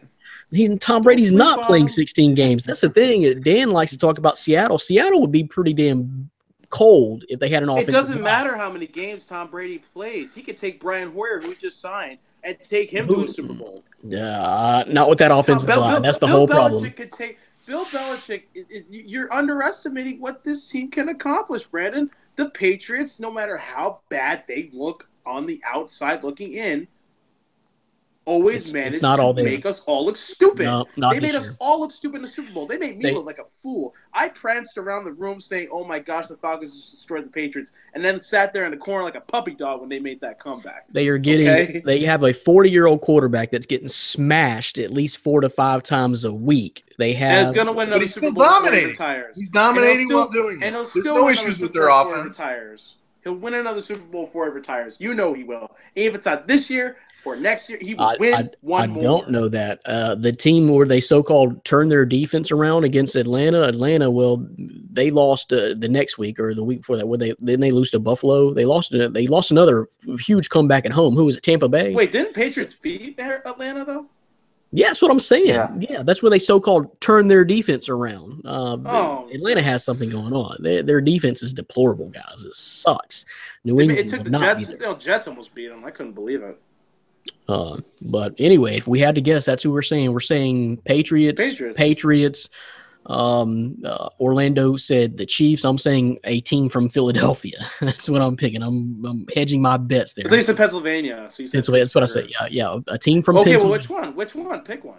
I don't have to declare that. I gave you a state. That's good enough. But you just came down and being dead for picking the Patriots, and we have a lot more. He's a Tom Brady hater. I will say this. I hate Tom Brady. Tom Brady's the best quarterback ever. But you don't think he's going to play with the season? He's not going to play all 16 games. No, because he's 40 years old and his offensive line is not very good. That's just a simple fact of football. The man will eat picnic tables with sage and oregano and still win a Super Bowl. The game is going to come. There's going to be a hush over the crowd, just like there was for Aaron Rodgers, and I think that's what you're going to see this year. Just a gut feeling. All right. Well, anyway, a team from Pennsylvania. Where the gut feelings get Joe Girardi? Okay, that's my last shot of the night. A lot of teams would have killed to be one game from the World Series. Okay, thanks, Janae Franklin. I'm not sure if that really answered anything for you, but I'm glad Orlando's back. You popped in just in time because this is really a question directly at you, dude. It comes from Eric Fleming, and we're going to get to it next. Ooh, here we go. You're listening to and watching My Fantasy Podcast from MyFantasySportsTalk.com. Brandon Reed, Dan Schalk, DDT, Dylan Davis Tirado, and now Orlando Torres is here just in time out of San Antonio to answer this question from Eric Fleming. Little advice for your homie Orlando. Never bench your studs. DeAndre Hopkins and Deshaun Watson will step aside your face. Eric Fleming. Orlando, your turn. I don't recall ever saying DeAndre Hopkins. I think I might have said Deshaun Watson. But was that in one of your man up, step aside pieces? Yeah, I don't think I put Hopkins on there. But you put Deshaun Watson on there? Might have. Well, first of all, who saw Deshaun Watson going into Seattle putting up almost 40 points? Okay, Me. Yeah. Is that the same guy who picked him up off free agency in week 2? Okay. Or this is your first time going over 100 points this week, right? Hey, we got the same record now, I believe. We got same record. I'm just saying that's why you're on. That's why you're. I'm just saying the come up is coming up. The come up is coming up, and Deshaun Watson is the reason. Okay. Well, like I said, no one saw Deshaun Watson going to Seattle on the road, rookie quarterback putting up 40 points. No, you didn't, Brandon. Stop it. I've learned something in fantasy football, even in daily fantasy, guys. When you look at these matchups, sometimes forget that crap because you're thinking, yeah, I think the same way. In Seattle, the 12th man, and there's no way this rookie's going to go in there and do that. That's exactly when they do it. These trends, they bite me every time. Like when you pick the good defenses that should go off, like, I think it was my Bengals last week against Indianapolis. Well, if they wouldn't have had a pick 6, their day would have been horrible. You just don't always pay attention to the trends. Sometimes ballers are ballers, and Deshaun Watson is a baller. Oh, yeah. All right, sorry, go ahead. Go ahead. It's your question. Defend yourself. No, so that's my defense. ultimately, I don't think anybody saw that. Besides Brandon over here. I don't know what the hell that was, but besides Brandon over here. So yeah, I don't remember being DeAndre Hopkins. So if he ended up benching DeAndre Hopkins or Deshaun Watson, and ultimately at the end of the day, you're responsible for your own decisions on your roster. There we go. So that would be my answer to that. I don't think he did. I just think he was saying if you suggested that was not very smart. Because stud is a stud, DeAndre Hopkins. Okay, I agree with you. DeAndre Hopkins is one of those guys. He's top tier guys. And no, you never bench DeAndre Hopkins. He's your number one. Kind of like Mike Evans hadn't been doing great for me, but I ain't benching Mike Evans in any game. But I'm kind of agree with you there, though. I'm not sure everyone is quite sold on Deshaun Watson like that. I'm not sure he's reached that level yet. He's been killing it if y'all been keeping up with the numbers, but still, I see that. If you got better options. Besides the 4 touchdowns, he still threw 3 interceptions. Obviously the touchdowns and it helped him. He had a big day, but outside of that, you take away the touchdowns. Yeah, all his DeAndre Hopkins had 36 or 37, and Will Fuller had 30. Yeah. It was ridiculous. So you take away those touchdowns, he still had 3 interceptions on the road, but he still had a pretty good game. Dan, hadn't heard from you in a minute. What do you think? Yeah, no, I didn't think Deshaun Watson was going to tear up the way he did. But I think we've seen what we know from him where, if he's a quarterback on your roster, I'm lucky enough to have him in a league where I drafted him and Andrew Luck. I drafted Luck to be my starter, and I had Watson. And you drafted Watson, huh? Yeah. It's a keeper league too, so I got him in like the 15th round, so I'm going to be able to keep him for years to come. So, do you think he is that player now? Have you seen it enough and sold that? Yeah, this Houston has no more quarterback controversy any longer. Oh yeah, without a doubt. He's not only their starter, but he's a top 10 fantasy quarterback moving forward. Yeah, I played him last week, but if you had a scenario, where you have another legit quarterback, that's kind of what Orlando's column is about. Is kind of helping you differentiate between one player and another, and of who you might want to play one week. So you can't fully go with, if you go with exactly what's being put there, you have to look at your roster and decide, okay, maybe I shouldn't play this guy this week, maybe I should, but it all depends on who exactly is on your team and how it's constructed. So if you had another quarterback, on a good matchup, I can see you benching Deshaun Watson for him. All right. So, but I think the message was received, Eric, but as far as Deshaun goes, I think Deshaun is just now crossing that bridge to where we think he is for sure that legit. And he did it last week against Seattle. Very glad that he was on my team. And can I just say real quick that the comeback is on, y'all. The comeback is on. And if y'all look at my roster, I will have no business making. You know who you're playing this week? No. L. No. You got an L. You play L this week. A big fat L. Who do I play? Me. I think Brand has a better shot of winning this week than I do. My team's garbage. Have you seen his running backs? I've seen his. Have you seen mine? I'm working on DeAndre Washington actually. and Charles Sims. I just traded for the what's the guy from Miami? The more pass catching running back. I don't even know who I traded with Colby Gatz this morning, and I pulled off something. So. To try and salvage the week and hopefully a little bit more of the season. So we'll see what happens. Hey, Dan, that reminds me. I got a trade for you right quick. So instead of going through the trouble of doing it on the website, the ESPN and all that, I'll just ask you straight up. I know you love your Cowboys. I got Mike Nugent for Evan Ingram. Ooh, and I thought the trade that Casey sent me today was something I was going to ask about that because I want your guys' opinion on the Mike Nugent had 15 last week. That's a decline. I'm just going to talk about Lance McCullers. But no, watch out for Casey in our league, man. He tries to straight up rob you. He does. He's literally trying to snag Melvin. I need to talk about this for just 2 seconds.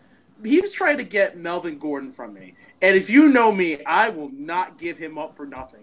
I asked him for Devontae Freeman and J.J. initially weeks ago for Melvin Gordon. And now he no longer – the point is he's asking for me to trade Kirk Cousins and Melvin Gordon. I would get back Jameis Winston, J.J. and Matt Forte. I literally stared at that and literally went through the numbers of what those 3 players score on average per week in points. Melvin Gordon outplays all 3 of them alone. So why would I take 3 players that give me the equivalent? It's still under Melvin Gordon's value. No, I am not going to make that trade. I've thought about it very hard. And no, I'm not going to do it. I like the trade I made with Cam Newton and I think I sent who did I send? Cam Newton and someone else for Phillip Rivers and that Dolphins running back, but I don't care. I just call at least you know the players on your team, DDT. That's always a good thing. I know my players and I know what I want. Hey, I'll be honest. I'm trying to win a championship. His team did not look very good when we drafted. He's sitting at 5-2 now, I believe, aren't you? 5-3. If I had played Robbie and I knew I should have played Robbie Anderson. I don't know why I put Jermaine Kearse in there. I think I just thought of it as Jermaine Kearse as the more better red zone player, but Robbie Anderson gets more targets as the Jets wide receiver. And I figured I'm just going to try Jermaine Kearse. And if I had played Robbie Anderson, those 22 points, I'd be sitting at 6-2. And I'm so mad that I'm not because this is a week I'm going to lose. Before I forget, Dan lost this week to Prestige Worldwide. Yeah, the same guy I beat. So what's up, Dan? What? Well, and I called him out last week on the podcast saying he had the worst 5-2 team or whatever I've ever seen in my entire life. I called him out hard. So, no, going back. My team just didn't perform. Here's the thing. I mean, I had 18 players on bye, like my starting quarterback, my 2 best running backs, a wide receiver, my wide receiver's first cousin. Everybody was on bye for me. So I was kind of that's where I'm at this week. This is the week that you're going to catch me, and I got caught. And Kareem Hunt didn't perform on Monday night the way I needed him to. So good win, Prestige Worldwide. Sorry for calling you a bad team, although your roster's still pretty bad. So wow, you can't be humble. You can't. 14-team league. How many make the playoffs? Is it just 4? Final 4? No, I think it's 6. I think it's 6. 6? Yep. So the top 2 have a bye. Top 2 teams get buys, I believe. Oh, so I even have more of a chance then. I believe. Don't quote me on this. I would check your local listings. But, okay.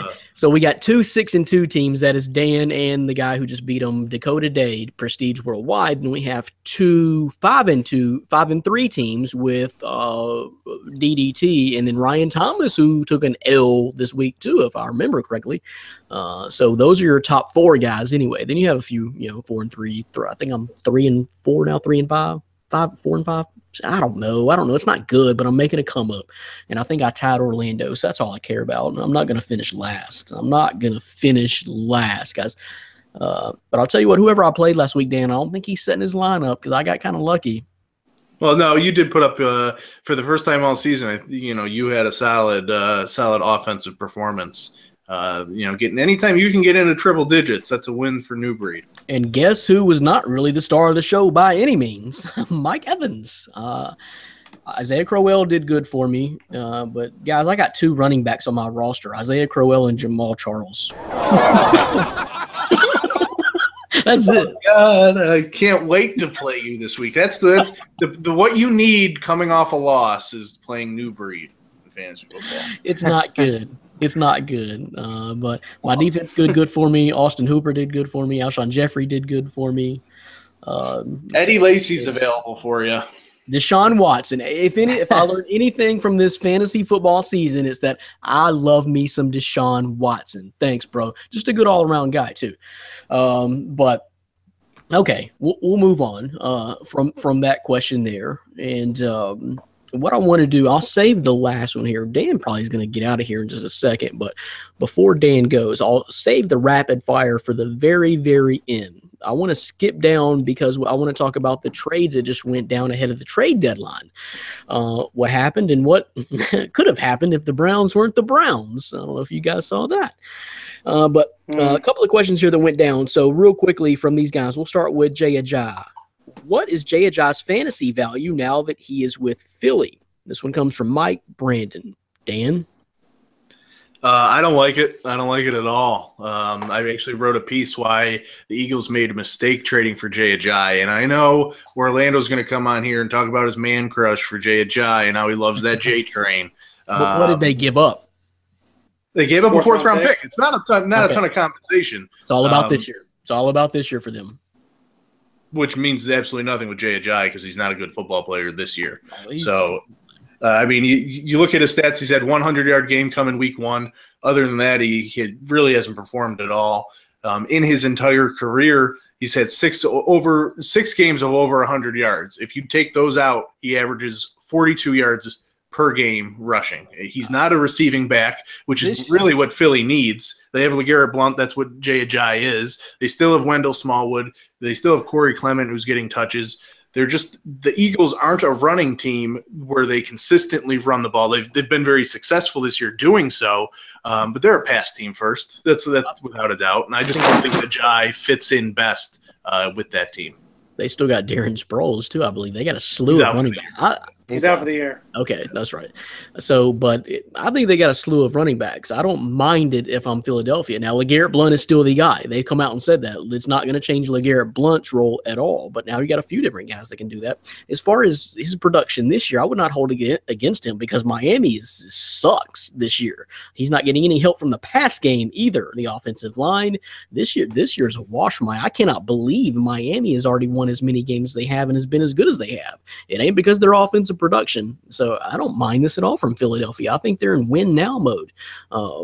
They've been good the last couple of years. Carson Wentz showed really good promise and off to a great start last year as a rookie. Now they've duplicated that this year. Now they can't afford to not take that up another notch this year. So I don't mind it at all. I don't think he's going to produce what he did last year, and I still think LeGarrette Blount should be the man. But keep doing what you're doing. You got extra bodies. So don't know that that's necessarily what I think is going to win them the Super Bowl, but I don't mind it. I don't mind it at all. Orlando? No, well, yeah, and I got to talk about my boy toys. Dan mentioned, the J train over here. Just kidding. You got Jay Ajayi? I do not have Jay Ajayi, but that's just a reference. In his heart, he does. Case, or yeah, who has him? Casey? I'm not sure who has him. I drafted him. So You dropped him?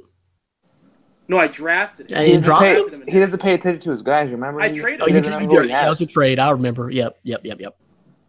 Okay. I don't know how necessarily bad it is. I wouldn't say LeGarrette Blount is a man. I'm not going to believe the Eagles on that. I don't think they traded him just to have him run behind LeGarrette Blount. I do think he's a little bit better than LeGarrette Blount. I think it will be a slow progress, but what, Dylan? What? You're going to say he's not better than LeGarrette Blount? Hold on, I think he's dropping. No, he's not LeGarrette. He's not better than LeGarrette Blount. But continue. Okay. All right. He's way better than LeGarrette Blount. And I think the scoring opportunities will at least be there. Not right away, but, he has a bye week with Philadelphia coming up, so, it's going to help him get, know the offense a bit more. I know I saw a report where Miami, I don't think they had any carries within the 5-yard line, and where Philly had 12. So if you're telling me Miami couldn't run the ball to the 5-yard line and Philly's at least giving him some scoring opportunities from there, I think there's a chance for him to have an increased role or have better productive than what he was getting in Miami. The O-line's a lot better than what it was in Miami, too. So I'm not saying he's going to come in here and tear it up in Philadelphia right away, but I don't think it's going to be the LeGarrette Blount show at the end of the Eagles. They're just saying that until they see what they have with Jay Ajayi. If anything, it'd probably be 1-2 because, like Dan mentioned, they're so similar that I think it's a great 1-2 punch. But as far as fantasy goes, I don't really know that either one of them holds a significant advantage over the other, and I'm not really sure I would go with that. So, I don't know, DDT, what do you think as far as fantasy value goes? Does it increase, hurt, or really stay the same for as far as Jay Ajayi goes? Well, it depends how the Eagles want to use them. As you said, they have 4 running backs on their roster. 2 are more pass catching. 2 are now more straight north and south players. I think Jay Ajayi kind of falls really in the third on the depth chart, which kind of is going to lower his fantasy value, but not by much. He hasn't been as productive as people would hope he would be this year. And like Dan mentioned, he's only had 600-yard games. That's it. That's all he's gotten. I think they were all in a row. That's it? That's all he's got? If that's all he's got and he hasn't really given much this season except for the one he had in week 1, then that's probably why I traded him, and that's probably why the Dolphins got rid of him, because they knew they could get a pick that would help him out during the draft this year. and the Eagles now have some more depth. So if say for example, Garrett Blount goes down, then they have JHI to fill in the slot. But right, I mean, I think that's where it helps them more to kind of hedge their season, to where if they do happen to lose one, it's not going to be the running game that suffers and costs them big time, maybe in the playoffs. Smart. It was a smart football move, but in a fantasy move, it's going to hurt JHI's production. He kind of drops really into a low tier running back 2 to maybe a flex. It's platoon now, kind of like what you see in New England. They have several guys that can play running back, Dion Lewis, James White, but who is it going to be from week to week? A lot of teams are doing that now, platoon, unless you got, Le'Veon Bell or Ezekiel Elliott, like a clear-cut superstar. But the Cowboys need to platoon because he keeps getting suspended. You were talking about him being a good blocker. The only thing he can block is a suspension. He can't block anything else. Ooh, it's okay. What's up with Zeke right now? Is it happening? Is it another court proceeding? He's put appeal. He's going to be out this week. I thought he was putting in something Friday though that could get passed. Yeah, well, the likelihood isn't likely. He might be able to block it after this week again. There's so many sketchy things that the NFL has done. The judge in this case, her husband. I wrote a piece on the site. The judge in this case, her husband helped craft the CBA.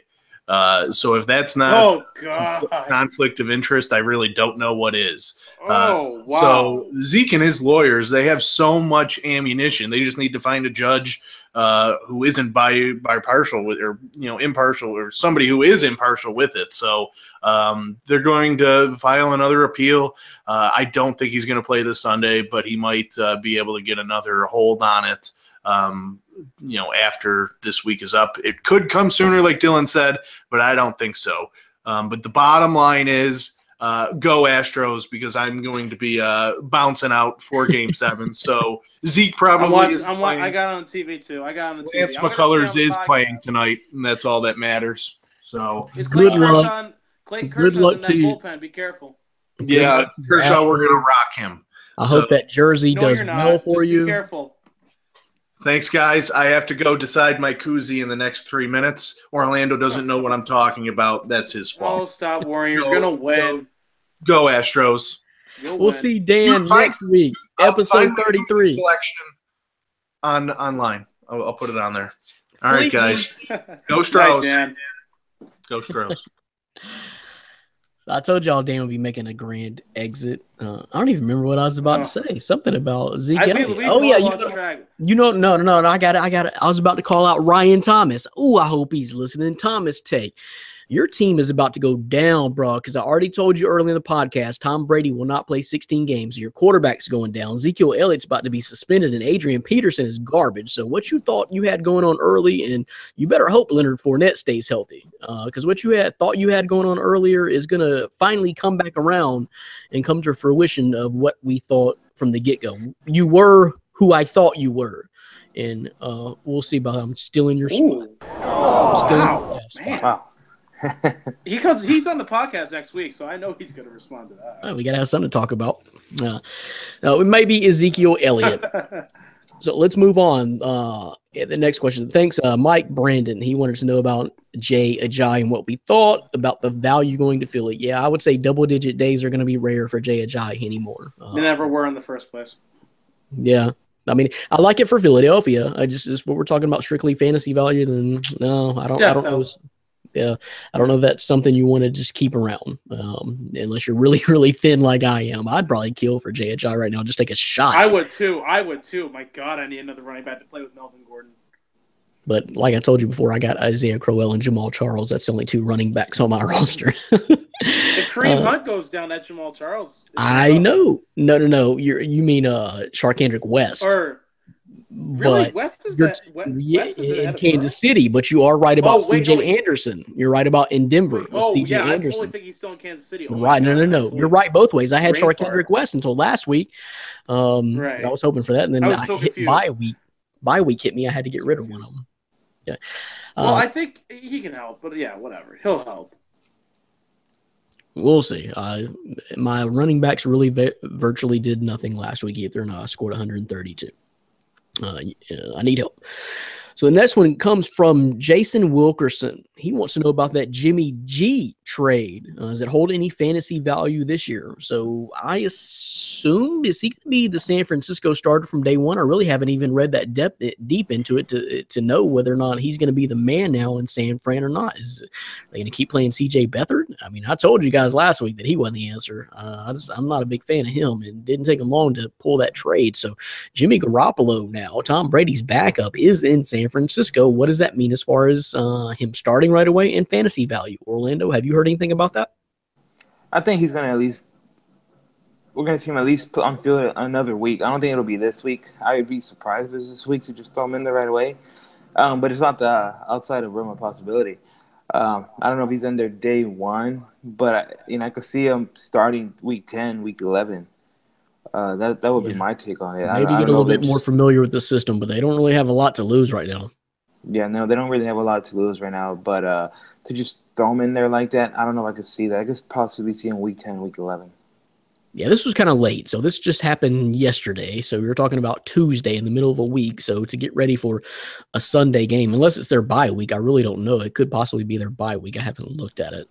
But I don't know. It's too early to tell. I don't know. We liked what we saw with Jimmy G when Brady was suspended last year. We were really surprised that he didn't get moved before the season this year, because I think a lot of teams could use his services because he looked good last year. So at this point, I have no idea, but it's the 49ers. So this will be their third quarterback this season, only 7 or 8 games into it. So it's too early to tell. You're kind of hoping there if you're going to hang on to him to be your starting quarterback of your fantasy team. I'm not sure I would do it right away unless you have absolutely nothing to lose and you're at the bottom of the fantasy standings. DDT, what do you think? Is this going to be starting right away, and you may want to pick him up? I hadn't even checked our league. I wonder if someone scooped him up. I think someone's already got him. I think of this really because I can't really think of a fantasy perspective, because this is, like I said, it's a football move. Garoppolo, I don't know if he can pick up a system of offense in a matter of days to start in his first outing. I think they'll go with whoever their second string was. Who was that? Who would you say it was? CJ Beathard? CJ Beathard, yep. CJ Beathard. I think Beathard will have the game this week. Look for Garoppolo to enter the game if it's going south and you're still like, okay, we're not going to win this game, or we just need a chance to try and get back in it. Let's go with Garoppolo. Let's let him get loose and warm, and then we'll see what we got. Well, and I said I wasn't the biggest Beathard fan, but I think it's a little bit too early to pull the string on him, too. You don't know what you got in C.J. Beathard. I just personally don't like him. No, you don't. Know what you got. Garoppolo's a week-to-week basis, because this move was made for next season, because Garoppolo will be in their training camp to compete for the starting job. They think Garoppolo's got the time. Oh, wow, look at that. Bam. Houston just got right off the bat. I'm sorry, I'm watching the game. Home run? No. He hit a great double into left field. Just missed that foul line, and it gave him a double. So right now, top of the first, obviously, game just started. Springer. That excitement, I just feel like it's going to be the Astros night, big time. It is, definitely. That was so close to making foul. He is so lucky he got that off. Okay, like I said, Garoppolo is a week-to-week basis quarterback based in that offense, and he's more of something for next season. Fantasy value, hang him in there until you know he's getting the full-blown starts at the end of the week. He's more of like week 13 to week 17, expect him to be in that offense. Right now, I wouldn't say he's a lock starter yet. I think the quarterback is just the one who always falls on the nail here, guys, because I really think Brian Hoyer is probably still their best quarterback. He's going. Houston's going on to score. That's 1-0. Oh, wait. Hoyer's no longer with the 49ers, though. Yes, yes. As far as the 49ers are going to be winless regardless. I don't care who is the quarterback. Even the great Tom Brady, I'm not sure is going to lead this team to much better than 2 wins at this point. They're not good, but it takes time. But I still think Brian Hoyer was probably the best solid quarterback for them. So this kind of complicates things. I don't really know what's going on with the future of the 49ers. They better figure it out, though. But going into next season, maybe Garoppolo is their best choice. And I don't know. It's kind of a mess. But as far as fantasy, it's Colby Gatz. Colby Gatz is the one that picked him up in our league, guys. So I don't know if Colby will be playing him right away. And while I'm on the subject real quick, let me just look up Colby's team to see what other quarterbacks that he has. And you guys tell me. So this is a real life scenario, MFST Fantasy League. He just got Cam Newton, just to let you know. He just got Cam Newton from me. And I have Phillip Rivers coming back to me. Okay, so yeah. Okay, I got you. So he's going to pick up Cam Newton. He is starting Eli, or has Eli right now. So he's got Eli. He will have Cam Newton and Jimmy Garoppolo. Damn, say some quarterbacks for the rest of us, bro. So who would you guys start? Start trading for him. Jimmy G. I'd start Cam. Yeah, no, I'm not starting Eli. I'd start Cam. No, you start Cam. And he sent me Phillip Rivers because he's on a bye week, so obviously he's not going to be sent. I'll probably have Phillip Rivers because I've got to forcibly go to Kirk Cousins this week, which I don't mind. I'll probably try Phillip Rivers next week. He's getting desperate. That's what it is. I know. I understand. It's getting late in the season, but I got a better. I got the better quarterback out of it. So, but in the long term, they're going to be passing to try to keep up in that division. I mean, it's Melvin Gordon and Phillip Rivers. I got the San Diego tandem now. That's kind of what I wanted. So that's fairly big. Yep, that's fairly big. So let's move on. The last one, as far as this is just a question here. And I'll send this over to Orlando because it's kind of is pertinent to his particular team. It's from Shea Manila. Alfred Morris or Houston D-Mac. scored again. Houston scored again. I'm sorry to interrupt you. 2-0. 2-0 Houston, Game 7. Wow. I told you. Early.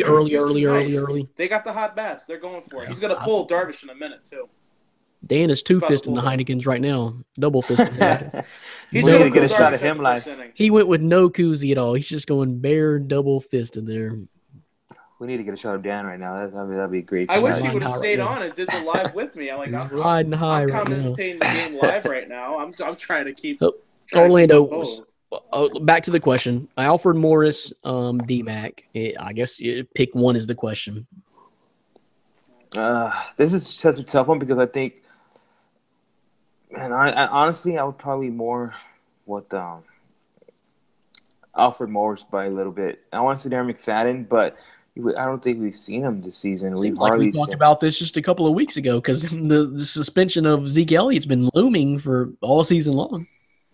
Yeah, no, it's been looming, and I think if you've had Zeke or if you wanted to gain an edge from the Zeke owner, hopefully you picked up both because I don't think there's a sure guy. I think this is going to be a full-blown committee, and now with Rod Smith getting reps in there, I just think Rod Smith is going to be mixing a little bit too. So it's going to be hard picking one guy. I do think that with Dallas, whether it's Alfred Morris or Darren McFadden, if one of them starts picking up the pace, one of them gets the hot hand, I think I'm going to stick with that running back for that week. But deciding who is going to be a headache. So I think D-Mac should be healthy, if anything, because he hasn't really been getting action in a year and a half. No, he hasn't. And where you've seen Alfred Morris is the thing with Darren McFadden. He's better at pass catching rather than Alfred Morris. Alfred Morris is more of a downhill runner. Where Darren McFadden, he's a good runner and he's pretty good at catching the ball as well too. So it's hard picking just one. Hopefully you have both. I'm gonna I'll stick with Alfred Morris just because he's been getting reps. There's been a couple of long runs that he's already ripped this season. It doesn't mean anything. So this is a tough question to answer, but I'm going to give the edge a little bit to Alfred Morris. Well, I don't think whichever one gets the majority of the snaps is going to be doing that bad. What I'm afraid it's going to hurt is your Dallas Cowboys, Orlando, not only losing the super stud in Zeke Elliott, but I think a lot of teams are going to start backing up off the coverage, the press coverage, and out of the box and playing Dak Prescott. And he's the one who's going to suffer here because just not as much need to really defend the run as heavily if Zeke Elliott is not back there. And that's not going to be great for a sophomore quarterback like Dak Prescott if he has the 100% focus on him. I think you still have to defend the run a little bit. Alfred Morris is he's a veteran. Darren McFadden, he's a veteran. Last time he was a starter. Out like Zeke. I mean, Zeke can start getting it hot where you have to put 100% attention on him just to make sure he doesn't bust it on you. Yeah, no, that's a fair point. I just don't think they're going to completely ignore Morris or McFadden. Last time Morris McFadden got the start, he put up 1,400 yards, and that wasn't even in a full season. He didn't start until like week 5 or 6. Is the Cowboys playbook going to change a little bit? Do you think though that could be the deciding factor and hurt or help either way? I think it's gonna change a little bit. I think it has to. There was a lot of running plays. I think you're gonna see Dak going back to trying to force feed Dez. You might see a little bit more of a Cole Beasley. So you might see the wide receivers get in a little bit more. But I think they're still going to have to pay attention to the run, but it's going to change. It's going to definitely change the playbook. What do you think about as far as value, DDT, Morris or D-Mac? Doesn't really matter either one of them. You think one of them's got a significant advantage over the other? This is under the circumstances that Zeke is not playing. Under the circumstances that Zeke is not playing, I understand from a fantasy value what you want to pick rather, but the problem is that Jason Garrett's going to play Alfred Morris and Darren McFadden equal touches. And he's going to use Darren McFadden in probably the red zone situations and Alfred Morris in like 2-back situations. So they're both going to be on the field. As far as who starts the game, I think Alfred Morris has the edge in the fact that he can play north-south a little bit more effectively than Darren McFadden can. And, of course, remember, Darren McFadden, injury-prone, and they're putting him on the side. They don't want to use him too much. They want to save him. Because I don't think Ezekiel Elliott's going to be able to fight the suspension much longer. And he's wasting his time doing it. He should just serve it and do it next, and then he can play full next year, but whatever. Alfred Morris is your guy. Something else I just realized, though, guys. Do you realize, though, that D-Mac's last injury problem wasn't even football-related? He slipped it up at a pool party or something. He fell in the pool. He says. Yeah. This guy's a walking plastic bubble of doom. Something was fishy with that pool party there. But anyway, that's how he got his last injury in the offseason. Not as bad as the guy who fell 2 stories and lied about it. That rookie prospect. Oh, yeah, for Ole Miss. Yeah, from Ole Miss. Yeah, I forgot his name. I forgot his name right offhand here. It was one of the Njokus, wasn't it? But not Njoku. It wasn't Laramie Tunsil. It wasn't Laramie Tunsil. No, it wasn't Laramie Tunsil. You put me on the spot. There was 2 brothers, and I'm coming up blank, but from Ole Miss, I know exactly what you're talking about. Yeah, but you know what I mean. But yeah, that's definitely that was something else. That was something else. That's the more fishy one. Darren McFadden, I'm going to give the benefit. Yeah, it was a pool. It was water. It could be slippery. Okay, but save someone end up outside of a hotel window, having gone through it. There's no explanation for that. Oh God, accountability is just not in the NFL right now. All right, appreciate the question. Hey, that one came from Shea Manila. So D-Mac or Alfred Morris? I just don't know. I don't have a good answer for you. I tend to believe that D-Mac is the better player, but I'm afraid, like DDT probably said, that I think Garrett is going to run Alfred Morris. That's who's been getting the touches. D-Mac really hadn't been getting touches, but he could. Kershaw's getting loose. So we'll see what happens. It's Game 7, World Series time, so we're about to get out of here too. But before we do, I want to hit up these rapid fires right quick. No need for any long, dumb explanation. This is from our question. What's that mean? I don't know, but keep it short and sweet, I guess is what he's saying. This comes from our guy. You got another Malachi. Listeners, Malachi Green, not Malachi David from My Fantasy Sports Talk, Malachi Green. So rapid fire, don't need no dumb explanation. Who would you rather have from these guys? Fantasy team basketball and fantasy football. These are trades or other scenarios that he realistically has. So first one, Tyrod or Alex Smith? No brainer to me. I'm taking Alex Smith all day. Alex Smith. There you go. The next one is from the NBA. Westbrook or Durant? No question to me. I'm taking Westbrook because he's still going to get his. Durant has to share his load with not only Steph Curry, but Draymond Green and Klay Thompson. I'm taking Westbrook all day. He's still got that killer. Orlando? Yeah, and I'm going Westbrook too. That's the guy I have right now, so I got to stick with him. I'm going Durant. I don't think that because he has to share, he loses value. I think Durant's the better of the 2 right now. Just in the situation. Both right there. Steph Curry and Durant are both so equal. They're fine. Westbrook has to share that ball. He's gonna have to learn how to do it. He does a little bit. He's taken away. Two Westbrooks, 1 Durant vote there. The next one, we're going to switch it back to the NFL. Will Fuller or Larry Fitzgerald. I like Will Fuller right now. If you didn't heard or didn't know, Arizona lost their quarterback, and Houston got a pretty good one, and Will Fuller is back healthy now, looking really good. I really like Will Fuller. Orlando? Yeah, it's a no-brainer. Will Fuller. DDT. I'm going Fitz. I think he's just better in the red zone. I think he's now going to be the most acceptable target for Drew Stanton. He trusts him. He's played with him before. I say Larry Fitzgerald. Okay. Next one, we're going to go back to the NBA. Elfrid Payton, who is not really healthy right now, or Dennis Smith Jr., who is just kind of getting started in acclimating to the NBA a little bit slower than some of the other rookie point guards. But, based on Dallas's record right now, I'm honestly going to say Dennis Smith Jr. because I think they're going to have nothing to lose, which is what I've been preaching. And I think he's eventually just going to take over. They're going to see what they got, and he's going to be getting fed a lot of minutes and just a lot of potential, whereas Elfrid Payton is going to be sharing that load with Aaron Gordon and Evan Fournier a little bit. Payton's always been a good daily fantasy player, though. I'll tell you that. But I'm just going to go long-term here, Dennis Smith Jr., as far as I'm concerned. Orlando? I was gonna say the same thing. I'm gonna go right with the rookie. See what you got. You got nothing to lose. I think they're gonna let him get loose once he gets comfortable in there. So I'll go with the rookie there. It's increasing for Dennis Smith Jr. The role is increasing for Dennis Smith Jr. I like it. DDT says Dennis Smith Jr. All right, so Dennis Smith, no brainer. Yeah. And the last one from the NBA, Larry Nance Jr. or James Ennis from my Memphis Grizzlies. Hey, I love my Grizzlies, but I'm going to say Larry Nance Jr. too, because James Ennis, I like James Ennis a lot. But again, he's having to share that fantasy load with Mike Conley and Mark Gasol, and now even a rookie Dylan Brooks and Tyreek Evans, who is balling out right now. And then when Ben McLemore gets brought up to the main roster after his rehabilitation stint, and JaMychal Green comes back, that's all those names I just listed. There's not much room for James Ennis, although I like James Ennis, but be careful right now. He's getting extra minutes that he's probably not going to get midway through the season. So I'm going Larry Nance Jr., who I like a lot on that Lakers squad. Very versatile guy. Same thing, kind of similar to Dennis Smith Jr. Got to go Larry Jr. DDT?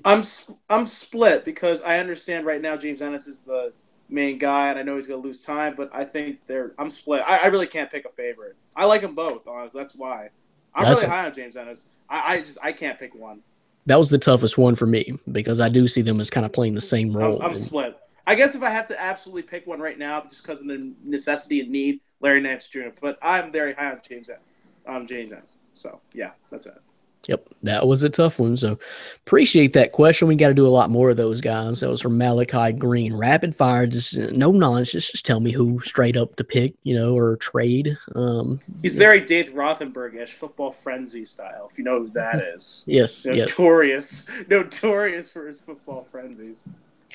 So before we go, first let's get a World Series update. Still 2-0. Is the Dodgers batting yet? It is. The Dodgers are now just coming up to the order. And Lance McCullers is on the mound, getting ready to go. He's probably going to pull Yu Darvish at probably the end of this inning or the middle of the second, because Kershaw is getting loose in that bullpen. I saw him doing stretches. So, like I said before, Dave Roberts is panicking, and now he's going to start going to his bullpen to hopefully try and catch up. So we'll see what happens. I told Dan Houston's going to win. I mean, come on. I kind of got that feeling. So, DDT, you've been releasing multiple soccer Premier League stories this week. Oh, yes. Got that going on. Talk about that. Yeah, absolutely, man. As always, I love to spearhead the Premier League. Soccer is a passion. I love writing for the site about it. I love the views I've been getting. The feedback on Twitter has been amazing. So I appreciate you guys reading. What I'm doing this week is releasing at the first quarter of the season the Premier League table predictions I have. I did a preseason prediction, and I want to do one every 10 games up until the third quarter, and then we're going to do the last 8. We'll see what happens. I just released 10 through 6 today, and 5 through 1 will be released tomorrow. I'm doing this on a day-by-day basis, so you guys keep coming back to the site and you keep reading it. But absolutely, I've posted in every article the preseason predictions, so you can go back and see what I first thought of the season from the outset. Take a look what I got going on this year. As always, I'm going to keep posting the Premier League every week based on the match weeks. Match week 11 starts this weekend on this Saturday, and I'm going to keep pounding these things out, and I will come back with 20 games in to do another table prediction. I really enjoy this That's always so much fun. so. A nice comparison. Yeah. So you got us covered. I love it. Yeah. You got us covered with the soccer and the Premier League, and then, man, I was busy all day today. I didn't catch a lot of these articles. Champions League's going on too right now. Champions League. Real Madrid lost. For those of you who are watching the podcast, you're big soccer fans. Tottenham just beat Real Madrid 3-1, and that is a stunner. Yeah, Chelsea lost to Roma 3-0. They're a huge upset to the Champions League. It's a great season. It's been a great season. Orlando had the 9 things I learned headed into week 9 today. That's interesting. I'll have to read that. I hadn't caught up. And then, of course, also is Man Up, Step Aside. So you had a lot going on today on the website, Orlando. Yeah, no, just, kind of give away, like, basically, we're already halfway through the season. It's been a crazy season. A lot of the teams we thought would do good have not done good. A lot of teams we thought would just be the same old teams, just like the Rams or the Bills, have not been the same old teams. They've had to turn around. So that's kind of what the article's about. And, of course, your weekly Man Up. That was a little bit harder because the Bills and the Jets wasn't a lot of great options to choose from, but there's still some fantasy assets there. Jets. Man Up, Step Aside every single week from our man Orlando Torres. Thanks for joining the podcast and joining us every single week and watching however you watch, whether it be on YouTube or on Facebook or on the website, myfantasysportstalk.com, or on WBLZ Sports every single Friday from 3 to 5 Eastern time for your prime time drive. We appreciate you, and we appreciate all those great mailbag questions this week. Appreciate Dan for joining us. He's out of here watching Game 7. Houston Astros up 2-0 on the Dodgers in the bottom of the first, and we're going to get out of here and enjoy it too. So for my man Orlando Torres and DDT Dylan Davis Tirado, we will see you guys next week. Keep the questions coming. Appreciate it. Peace.